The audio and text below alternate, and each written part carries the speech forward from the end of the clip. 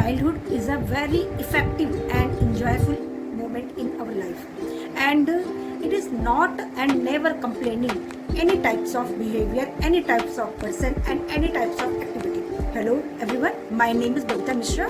I am a psychotherapist and counselor, and today I am talking about the childhood and our childs. तो हम सभी इस चीज़ के बारे में हमेशा से ही सुनते आए हैं कि हम जब बच्चे थे तो हम कितने अच्छे थे, और अभी हम जब बड़े हो रहे हैं और हमारे सामने अगर कोई प्रॉब्लम्स आ रही हैं तो हम ऐसे अपने आप में फील करते हैं कि हम बहुत ज़्यादा जल्दी परेशान हो जाते हैं, और हम कई बार ऐसे तनाव में आ जाते हैं जिसकी वजह से हम किसी से अपनी बातों को शेयर भी नहीं कर पाते हैं. But in this present scenario, ये तो हम अपनी बात कर लिए जो हम स्टार्टिंग में अपने चाइल्डहुड में थे. क्या उस टाइम पर भी इतनी रिस्ट्रिक्शंस थे, इतनी बाउंडेशंस थे, इतनी तरीके के जो भी इक्विपमेंट्स थे? नहीं. उस टाइम पर हम बड़े फ्रीडम होकर, बड़े इंजॉयफुल होकर अपनी चीज़ों को करते थे, है ना. कई बार ऐसा आपने भी महसूस किया होगा. But in this present scenario, जब हम अपने बच्चों के साथ में डील कर रहे हैं तो हम बहुत जल्दी बहुत ज़्यादा डिप्रेसिव हो जा रहे हैं, बहुत ज़्यादा हमारे अंदर एग्रेशन आ जा रही है. हम बच्चों के साथ में वो चीज़ें नहीं शेयर कर पा रहे हैं जो एक्चुअल में इन द चाइल्डहुड लाइफ में हमें प्रेजेंट होनी चाहिए, जिसका इम्पैक्ट ये आ रहा है कि हमारे बच्चे भी कई गुना अधिक एग्रेसिव हो जा रहे हैं. और कई तो बच्चे ऐसे हैं जो इन द चाइल्डहुड सबसे बेस्ट टाइम जो होता है, जो उनकी इंजॉयफुल मोमेंट का टाइम होता है, जो उनकी ऐसी लाइफ का टाइम होता है जो दोबारा वापस लौट कर नहीं आने वाली, और इस वो चाइल्डहुड सिनेरियो में वो अपने वो सारी बचपन को खो देते हैं.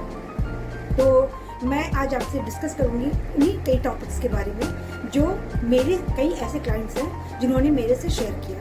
तो सबसे पहले, क्या आपके बच्चों में भी ये प्रॉब्लम्स आ रही है कि आपका बच्चा अब आपकी बात को नहीं सुन रहा है, या फिर वो सारी चीज़ें नहीं कर रहा है जो आप उससे कहते हैं? कुछ ऐसी प्रॉब्लम है तो प्लीज़ मुझे शेयर करिए. दूसरा, वो बच्चा जो कि सभी के साथ में अच्छे से घुल मिल कर खा रहा है, पी रहा है, एंजॉय कर रहा है, बट जैसे ही उसको पता चला कि मैं घर के अंदर कैद हूँ तो वो सारी चीज़ें उसने छोड़ दी हैं. ऐसी भी प्रॉब्लम है? प्लीज़ कमेंट में. एंड थर्ड एंड सबसे इफेक्टिव प्रॉब्लम क्या आ रही है कि हमारा बच्चा फुल टाइम अपने मोबाइल स्क्रीन के सामने या फिर लैपटॉप के सामने ही बैठा रह रहा है. इस सिचुएशन में अपने फ्रेंड्स में या अपने फैमिली मेम्बर से भी उसको बात करने का समय नहीं मिल रहा है. तो इस टाइप की problems day to day life में बहुत सारी आ रही हैं. कई प्रॉब्लम्स मेरे साथ में भी कई ऐसे पेरेंट्स हैं जिन्होंने डिस्कस की. और प्रेजेंट टाइम पर इसके सबसे बड़ा इम्पैक्ट क्या आ रहा है? हमारे एजुकेशन सिस्टम एंड हमारे जो स्कूलिंग अरेंजमेंट है, जो क्लासेस के अकॉर्डिंग हो रही हैं, जहाँ पर 6 classes on the screen online चल रही हैं. क्या इस सिचुएशन में हम समझ सकते हैं कि हमारा बच्चा एंजॉय करेगा, या फिर वो बैठ कर के मोबाइल स्क्रीन पर फुल डे जो अपने होमवर्क को कंप्लीट कर रहा है, क्या वो इस चीज़ को फुल फ्रीडम के साथ में एक पॉजिटिव एटमॉस्फेयर में रहकर वो काम कर पा रहा है? नहीं. समटाइम्स ऐसा भी आ रहा है कि हमारे बच्चों में स्टार्टिंग में तो ये सारी चीज़ें अच्छी हो रही हैं, but day to day life में जैसे कि हम बोर हो जाते हैं, जो हम एज अ पेरेंट्स काम कर रहे हैं, चाहे वो आपके ऑनलाइन स्क्रीन पर हो या ऑफलाइन पर, तो क्या हमारा बच्चा इस लेवल पर काम कर पा रहा है? तो इन कई टॉपिक्स को लेकर आज मैं आपके सामने आई हूँ. तो सबसे पहले अगर हम जानने की कोशिश करें कि हमारे बच्चों में क्या क्या प्रॉब्लम्स आ रही हैं.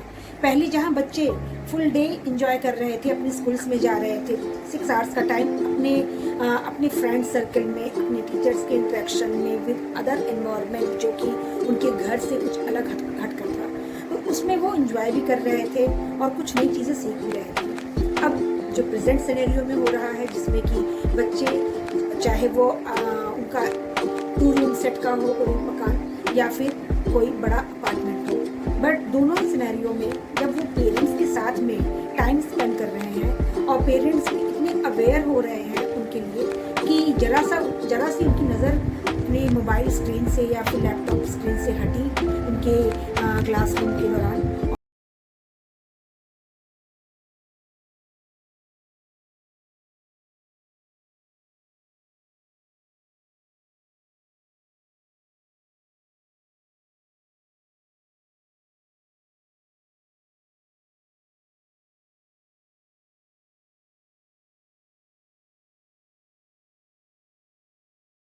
मोमेंट्स को देखकर खुद भी एग्रेसिव हो जा रहे हैं, क्योंकि चाइल्डहुड तो एक ऐसी एज है जिसमें बच्चा वही सारी चीज़ें करता है जो वो अडेप्ट करता है in the society, in the scenario, in the family. तो वो सारी एग्रेशन वो खुद दिखाता है, खुद में ही मॉडिफाई कर लेता है और अपनी तरफ से दिखाना शुरू कर देता है। तो विद अ गुड पेरेंटिंग अगर हम बच्चों के साथ में इस टाइप के मोमेंट्स को ना रखें और एक हेल्दी रिलेशनशिप बनाएं,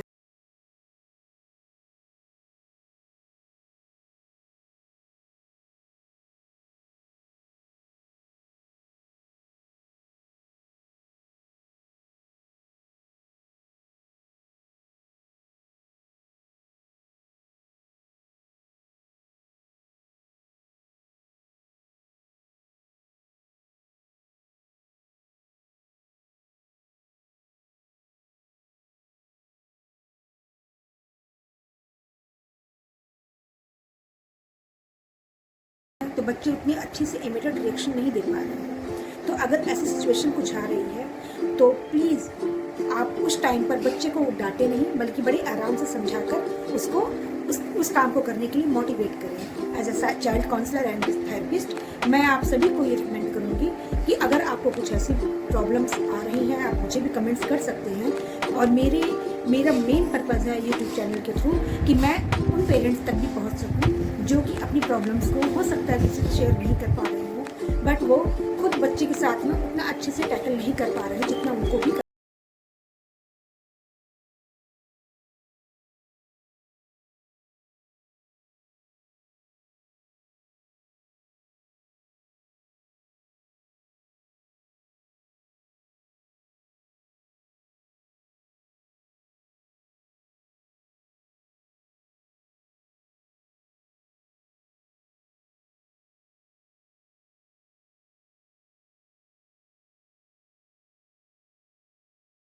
ज़रूरी बात। इसमें एक हेल्दी एटमॉस्फेयर और अपने बच्चे को इंक्लूड करना बिल्कुल भी ना भूलें।